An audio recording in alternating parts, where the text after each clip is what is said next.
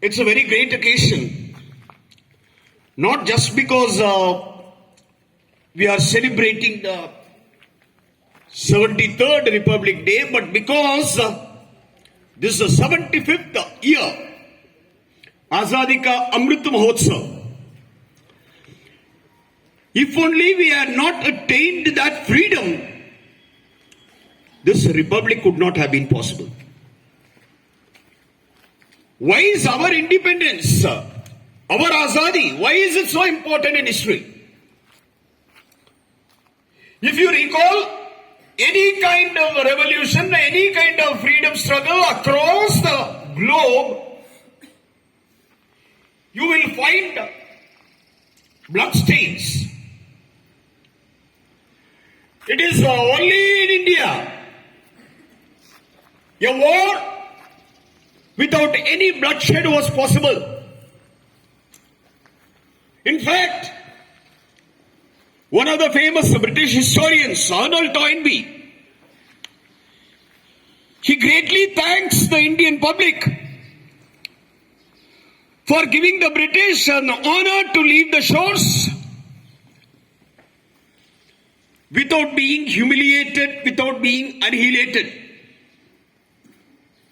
with no loss of life or with no loss of honor, the ruler leaving the ruled with all dignity was possible in India. That's one reason why our Indian independence becomes Amrit, nectar for each of us. One more reason I tell you, we had lost it, and only when we lost it, we understood the value of it. Right from the Arab invasions in about 12th to 13th centuries, when we were invaded. Remember, once again, India has a great honor. Probably the only country in the map of the world that has never invaded any other country. But the country had been invaded by so many. Lives were lost. Properties were lost. Culture was stolen for over centuries.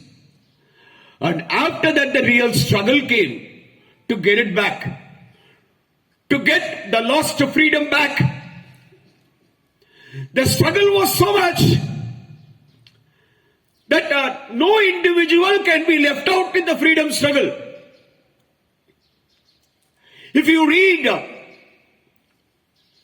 certain novels like Kantapura by Rajarao or Waiting for Mahatma by R.K. Narayan, you can really visualize that it was not just individuals, one or two. The entire nation was together. If we recall what happened when General Dyer shot out so many thousands in Jallianwala Bagh, every life lost was a sacrifice. So, this was a kind of an ahimsa, a war of ahimsa that India taught the entire world. In 1950s, if I am right, Martin Luther King Jr. came to India, went over to Kerala to study the mode of fight in the non-violent way. He took it to US. And Mahatma Gandhi himself had left his legacy in South Africa. So India has been a country that has taught the world how to hate oppression without hating the oppressor. As Ms. Shireen had pointed out, don't feel sad that you have not been a part of the freedom struggle. Remember, winning anything is a one-time effort. But maintaining what has been won is a greater effort. Now, you know, a goalkeeper, he is remembered at the end of the game, not for how many goals he saved, but for how many goals he had left. Each one of us, we are goalkeepers.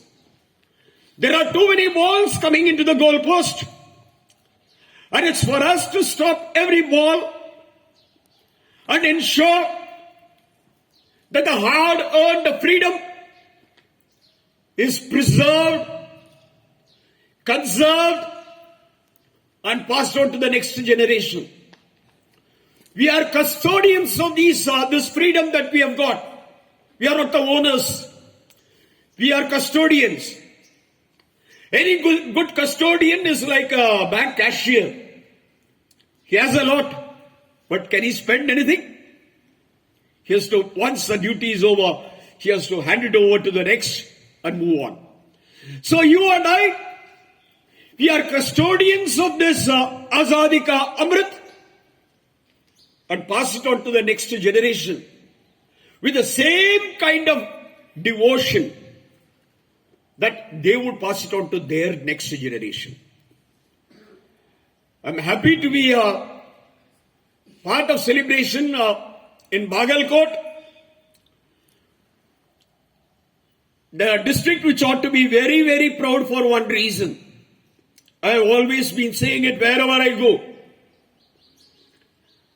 Whether it is the flag that is unfurled here, or whether it is the flag that is hoisted in Rashtrapati Bhavan, or in the Republic Day parade where the president has unfurled today, this national flag begins its journey in the district of Bagalkot.